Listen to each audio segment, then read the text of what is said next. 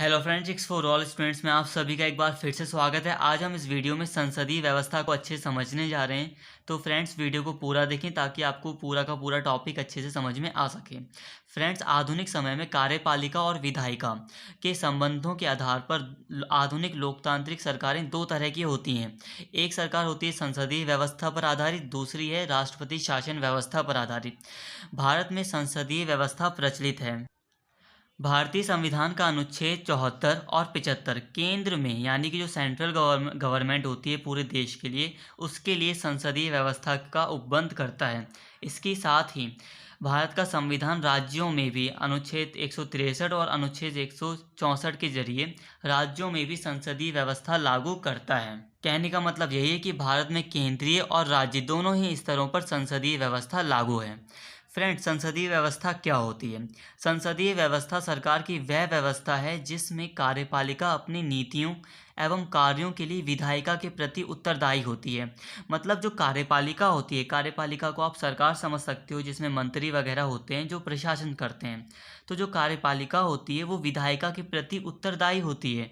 मतलब विधायिका कोई भी अगर प्रश्न पूछती है तो कार्यपालिका को जवाब देना होता है, नहीं तो विधायिका अविश्वास प्रस्ताव पारित करके कार्यपालिका को हटा सकती है। विधायिका का मतलब होता है संसद, जो कि कानून बनाने का काम करती है।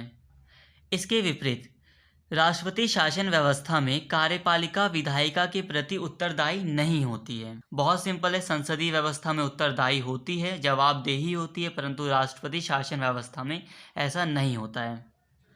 तो फ्रेंड्स आगे बढ़ते हैं और बात करते हैं संसदीय सरकार की विशेषताओं की। फ्रेंड्स संसदीय सरकार की कई सारी विशेषताएं होती हैं, परंतु जिन विशेषताओं को हम समझने जा रहे हैं वो हम भारत के संदर्भ में समझ रहे हैं।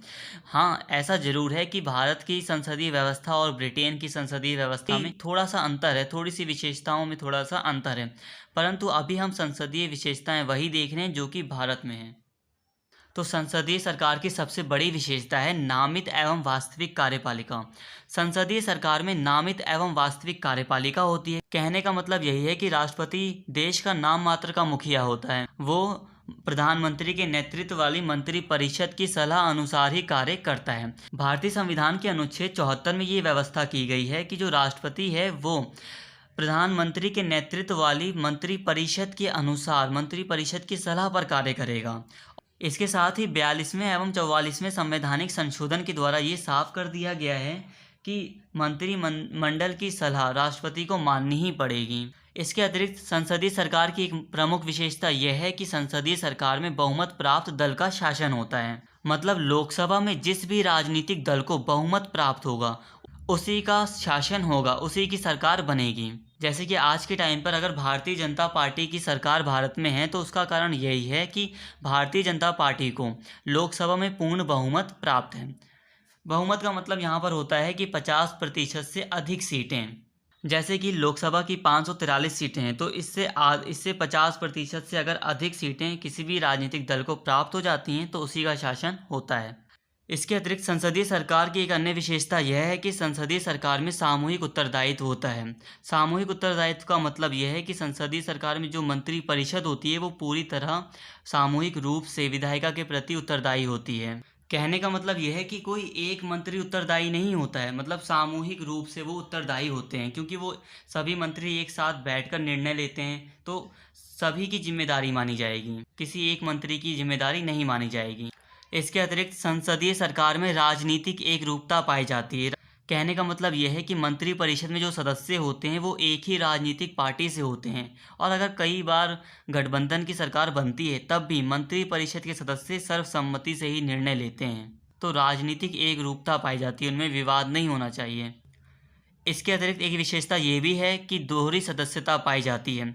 अब मंत्री परिषद के जो सदस्य होते हैं वो विधायिका के भी सदस्य होते हैं और वो मंत्री तो हैं ही, मंत्री परिषद के भी सदस्य हैं, यानी कि वो कार्यपालिका में भी कार्य कर रहे हैं और विधायिका के रूप में भी कार्य कर रहे हैं। इसके अतिरिक्त संसदीय सरकार की एक प्रमुख विशेषता यह है कि प्रधानमंत्री का नेतृत्व होता है। संसदीय सरकार में सरकार का पूरी तरह नेतृत्व प्रधानमंत्री करता है। संसद का नेता भी प्रधानमंत्री होता है और मंत्री परिषद का नेता भी प्रधानमंत्री होता है, और जो सरकार चल रही होती है उसका नेता भी प्रधानमंत्री होता है। कहने का मतलब यह है कि संसदीय सरकार का जो नेतृत्व करता है वो पूरी तरह प्रधानमंत्री के अधीन होता है। संसदीय सरकार में प्रधानमंत्री की सलाह पर राष्ट्रपति निचले सदन का विघटन कर सकता है, जैसे कि लोकसभा। मतलब लोकसभा का विघटन हो सकता है, लोकसभा को भंग किया जा सकता है संसदीय सरकार में। इसके अतिरिक्त संसदीय सरकार में गोपनीयता की शपथ दिलाई जाती है। जितने भी मंत्री परिषद के सदस्य होते हैं उनको गोपनीयता की शपथ दिलाई जाती है। सभी मंत्रियों को राष्ट्रपति के द्वारा शपथ दिलाई जाती है। गोपनीयता का मतलब यह है कि जो भी नीतियां या निर्णय लिए जाते हैं मंत्री परिषद में, उनका खुलासा कोई नहीं करेगा। तो फ्रेंड्स, अब हम बात कर लेते हैं राष्ट्रपति शासन व्यवस्था की कुछ विशेषताओं की। तो फ्रेंड्स, अभी हम राष्ट्रपति शासन की विशेषताओं को अमेरिकी शासन व्यवस्था के अंतर्गत पढ़ रहे हैं। मतलब अमेरिका में भी राष्ट्रपति शासन पाया जाता है, तो हम उसी के राष्ट्रपति शासन की विशेषताओं को पढ़ रहे हैं। तो इसकी पहली विशेषता यह है कि राज्य व सरकार का मुखिया जो होता है राष्ट्रपति होता है। संसदीय सरकार में हमने देखा था कि राज्य का यानी कि देश का मुखिया राष्ट्रपति होता है, परंतु सरकार का मुखिया प्रधानमंत्री होता है। अमेरिकी राष्ट्रपति शासन व्यवस्था में ऐसा नहीं होता। वहाँ पर राष्ट्रपति दोनों का प्रमुख होता है, दोनों का ही मुखिया होता है, और सरकार का नेतृत्व राष्ट्रपति ही करता है। इसके अतिरिक्त राष्ट्रपति का जो कार्यकाल होता है वो 4 वर्ष का कार्यकाल होता है। वो निर्वाचित होकर आता है प्रत्येक 4 वर्ष के बाद। राष्ट्रपति कैबिनेट या किजन कैबिनेट की सहायता से कार्य करता है। अब यहाँ पर कैबिनेट संसदीय कैबिनेट से अलग है। ऐसा क्यों? यहाँ पर जो कैबिनेट है उसमें निर्वाचित सदस्य नहीं होते। राष्ट्रपति जिन सचिवों को चुनता है वही सचिव कैबिनेट के सदस्य होते हैं, और सचिव तो गैर निर्वाचित होते हैं। और राष्ट्रपति के सचिव कैबिनेट के जो सदस्य हैं वो विधायिका के प्रति उत्तरदायी नहीं होते। फ्रेंड्स, अमेरिका की विधायिका को कांग्रेस कहा जाता है, तो आप कांग्रेस शब्द भी यूज़ कर सकते हैं। राष्ट्रपति और उसके सचिव कांग्रेस के प्रति उत्तरदायी नहीं होते, तो कांग्रेस वहाँ की संसद एक तरह की, जैसा कि भारत में संसद होती है तो वहाँ कांग्रेस होती है। तो राष्ट्रपति और उसके सचिव कांग्रेस के प्रति किसी भी प्रकार की जवाबदेही नहीं रखते हैं। इसके अतिरिक्त राष्ट्रपति हाउस ऑफ रिप्रेजेंटेटिव, जो कि कांग्रेस का निचला सदन है, जैसे कि हमारे देश में भारत में संसद का निचला सदन है लोकसभा, तो वहाँ कांग्रेस का निचला सदन है हाउस ऑफ रिप्रेजेंटेटिव। परंतु राष्ट्रपति इसका विघटन नहीं कर सकता। संसदीय व्यवस्था में राष्ट्रपति विघटन कर सकता है, परंतु राष्ट्रपति शासन व्यवस्था में राष्ट्रपति निचले सदन का विघटन नहीं कर सकता है। इसके अतिरिक्त राष्ट्रपति शासन व्यवस्था शक्तियों के विभाजन पर आधारित होती है, जैसे कि विधायिका, कार्यपालिका और न्यायपालिका। इन तीनों अंगों में शक्तियों का विभाजन होता है और ये तीनों एक दूसरे से स्वतंत्र होते हैं। कहने का मतलब ये होता है कि विधायिका कानून बनाने के लिए स्वतंत्र है, उसे कोई रोक नहीं सकता। कार्यपालिका उन्हें लागू कराने के लिए स्वतंत्र होती है और प्रशासन चलाने के लिए स्वतंत्र होती है। और न्यायपालिका न्याय करने के लिए स्वतंत्र होती है और देखती है कि संविधान के अनुसार सारा कार्य हो रहा है कि नहीं हो रहा। तो फ्रेंड्स, अब हम बात कर लेते हैं संसदीय शासन के गुण के, कि आखिर क्या लाभ होते हैं संसदीय शासन के। इसका पहला लाभ यह है कि विधायिका एवं कार्यपालिका के मध्य सामंजस्य होता है। मतलब कार्यपालिका में वही सदस्य होते हैं जो विधायिका के सदस्य होते हैं। मतलब विधायिका के सदस्य ही कार्यपालिका में आते हैं, विधायिका के सदस्य ही मंत्री वगैरह बनते हैं। इस कारण से दोनों में सामंजस्य होता है, मतलब संतुलन बना रहता है। विवाद की जो समस्या होती है वो बहुत कम हो जाती है संसदीय शासन व्यवस्था में। इन दोनों के बीच विवाद ना के बराबर होता है। इसके अतिरिक्त उत्तरदायी सरकार होती है संसदीय व्यवस्था में। जो सरकार होती है वो पूरी तरह संसद, विशेषकर लोकसभा के प्रति उत्तरदायी होती है, विधायिका के प्रति उत्तरदायी होती है। समय समय पर विधायिका मंत्रियों से प्रश्न पूछती रहती है और मंत्रियों को जवाब भी देना पड़ता है, कार्यपालिका को जवाब देना पड़ता है। और इसके अतिरिक्त अगर विधायिका को संतुष्टि नहीं मिलती है मंत्रियों के उत्तर से, तो विधायिका अविश्वास प्रस्ताव पारित करके सरकार को गिरा भी सकती है। इसके अतिरिक्त संसदीय शासन का एक लाभ यह है कि इसमें निरंकुशता का प्रतिषेध होता है। देखो फ्रेंड्स, अगर राष्ट्रपति शासन व्यवस्था होगी तो राष्ट्रपति सिर्फ अकेला व्यक्ति होता है जिसके पास पूरी पावर होती है। कैबिनेट में भी उसके पास मंत्री नहीं होते, सचिव होते हैं। परंतु अगर हम संसदीय शासन की बात करें तो संसदीय शासन में मंत्री परिषद के द्वारा शासन चलाया जाता है, जिसमें प्रधानमंत्री के साथ साथ अन्य मंत्रियों की भी सहमति आवश्यक है। इससे एक व्यक्ति की निरंकुशता खत्म होती है। इसके अतिरिक्त वैकल्पिक सरकार की व्यवस्था होती है संसदीय शासन व्यवस्था में।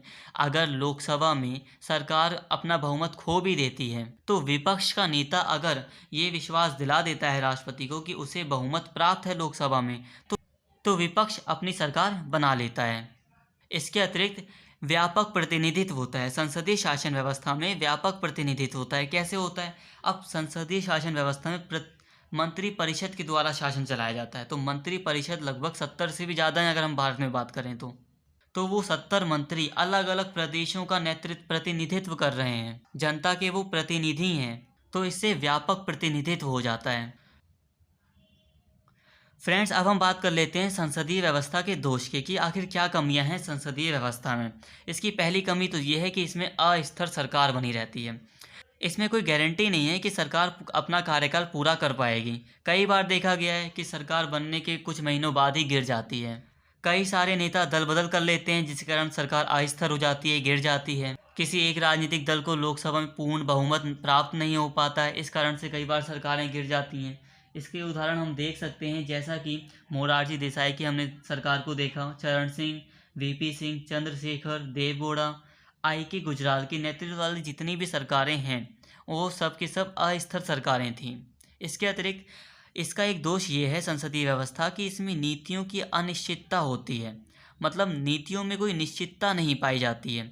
देखिए फ्रेंड्स, 1980 के दशक में इंदिरा गांधी के नेतृत्व में कांग्रेस की सरकार थी, जिन्होंने संविधान में कई सारे संशोधन किए, कई सारी नीतियों का निर्माण किया। परंतु 1977 में मोरारजी देसाई की सरकार आई, जिन्होंने उनकी नीतियों को पूरी तरह बदल दिया। और इसके बाद जैसे ही कांग्रेस सरकार 1980 में आई तो उन्होंने भी यही किया कि मोरारजी देसाई की नीतियों को ख़त्म किया और अपनी नीतियों को बढ़ावा दिया। तो नीतियों की निश्चितता नहीं रहती, सरकार आती है जाती है और जो निश्चितता होती है वो ख़त्म हो जाती है, वो अपनी अपनी नीतियाँ लाते रहते हैं। इसके अतिरिक्त संसदीय व्यवस्था का एक दोष ये है कि मंत्रियों की निरंकुशता पाई जाती है। देखिए, कई बार क्या होता है, जब पार्टियों को, जब राजनीतिक दलों को स्पष्ट बहुमत प्राप्त हो जाता है किसी एक राजनीतिक दल को, तो जो मंत्रिमंडल होता है, जो मंत्री होते हैं वो निरंकुश बन जाते हैं। जैसे कि अगर हम इंदिरा गांधी और राजीव गांधी की सरकारों को देखें तो उस टाइम पर कांग्रेस पार्टी को बहुत बड़ा बहुमत मिला था, जिस कारण से मंत्री निरंकुश हो गए थे। इसके अतिरिक्त संसदीय व्यवस्था जो है वो शक्ति के पृथक्करण के सिद्धांत के विरुद्ध है। भाई देखो, शक्ति की पृथक्करण में होता है कि विधायिका, कार्यपालिका और न्यायपालिका में तीनों की शक्ति का अलग अलग पृथक्करण होगा, अलग अलग तीनों को शक्तियाँ मिलेंगी।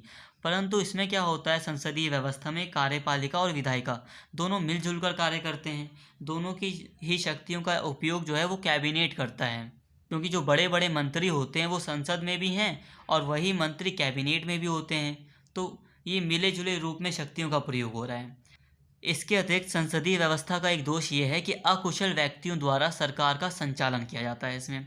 अब प्रधानमंत्री अपनी मंत्री परिषद में उन्हीं व्यक्तियों को मंत्री नियुक्त करता है जो संसद सदस्य होते हैं। मतलब प्रधानमंत्री के पास विकल्प जो है वो बहुत सीमित है, वो उन्हीं सदस्यों को चुन सकता है जो कि सांसद हैं। ये भी इसका एक दोष है। तो फ्रेंड्स, अब हम बात करते हैं संसदीय व्यवस्था की स्वीकार्यता के कारणों की कि आखिर क्या कारण थे कि भारत के संविधान निर्माताओं ने संसदीय व्यवस्था को स्वीकार किया। तो इसका पहला कारण था व्यवस्था से निकटता।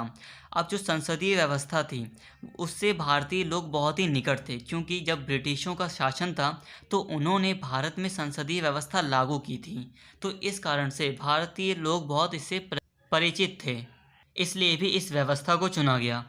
उत्तरदायित्व को अधिक वरीयता। अंबेडकर जी का कहना था कि जो लोकतांत्रिक सरकार होती है उन्हें दो शर्त पूरी करनी चाहिए, एक स्थायित्व और दूसरा उत्तरदायित्व। परंतु ऐसा नहीं हो पा रहा है, क्योंकि जो राष्ट्रपति शासन व्यवस्था है वो स्थायित्व देती है परंतु उत्तरदायित्व नहीं देती, और जो संसदीय व्यवस्था है वो उत्तरदायित्व देती है परंतु स्थायित्व नहीं देती। स्थायित्व का मतलब है कि सरकार टिकी नहीं रहती। तो संविधान निर्माताओं ने उत्तरदायित्व को अधिक वरीयता दी। उन्होंने कहा कि उत्तरदायित्व ज़्यादा जरूरी है, तो संसदीय व्यवस्था को इसी कारण से स्वीकारा गया। इसके अतिरिक्त विधायिका एवं कार्यपालिका के टकराव को रोकने की आवश्यकता थी। संसदीय व्यवस्था में क्या होता है, विधायिका और कार्यपालिका में सामंजस्य बना रहता है, जिस कारण से उन दोनों में टकराव नहीं होता है। और भारत ऐसी स्थिति में भी नहीं था कि वो इन दोनों के बीच टकराव को झेल सके, और जब इन दोनों के बीच टकराव नहीं होगा तो विकास होगा। और आज़ादी के समय भारत को विकास की बहुत ज़्यादा आवश्यकता थी, इसलिए भी संसदीय व्यवस्था को स्वीकार किया गया। इसके अतिरिक्त एक अन्य कारण ये था कि भारतीय समाज की प्रकृति, जो भारतीय समाज है वो काफ़ी विविधतापूर्ण है। संसदीय व्यवस्था में व्यापक प्रतिनिधित्व होता है और प्रत्येक वर्ग, मतलब सभी वर्गों को अपना अपना प्रतिनिधित्व सरकार में मिल सकता है, और इस कारण से भी संसदीय व्यवस्था को अपनाया गया। तो फ्रेंड्स, अब हम बात करते हैं कि भारत और ब्रिटेन की संसदीय व्यवस्था में क्या अंतर है। पहला अंतर है, ब्रिटिश राजशाही के स्थान पर भारत में गणतंत्र है। मतलब जो ब्रिटेन का जो प्रमुख होता है, राज्य का जो प्रमुख है, वो राजशाही के आधार पर चुना जाता है। मतलब जनता नहीं चूज़ करती, पीढ़ी दर पीढ़ी। जैसे वहाँ के राजा महाराजा थे, जैसे कि आज के टाइम पर रानी एलिजाबेथ वहाँ की प्रथम है, तो उनके बाद उन्हीं की पीढ़ी का कोई वहाँ का प्रमुख बनेगा। परंतु भारत गणतांत्रिक देश है और भारत का जो प्रमुख व्यक्ति होता है वो चुना जाता है। हालांकि भारत में अप्रत्यक्ष रूप से राष्ट्रपति चुना जाता है, परंतु राष्ट्रपति को वही चुनते हैं जो जनता के प्रतिनिधि होते हैं, एमएलए एमपीज़। तो देखा जाए तो भारत का जो प्रमुख व्यक्ति होता है वो जनता के द्वारा चुनकर आता है, परंतु ब्रिटेन में ऐसा नहीं है, वो राजशाही के आधार पर होता है। इसके अतिरिक्त ब्रिटेन में संसद की संप्रभुता पाई जाती है।